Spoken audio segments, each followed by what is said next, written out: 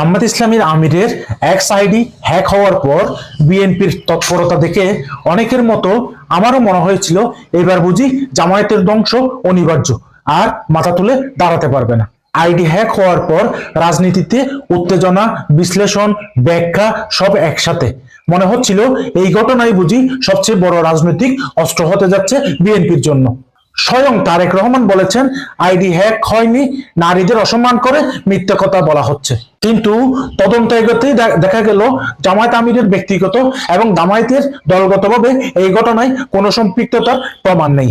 বরং দেখা গেল রাষ্ট্রপতির কার্যালয় থেকে পাঠানো মেইলের মাধ্যমে পাঠানো হয় ম্যালওয়্যার। আইডিতে ঢোকানো ম্যালওয়্যারটি ছিল ভারতীয় উৎসের।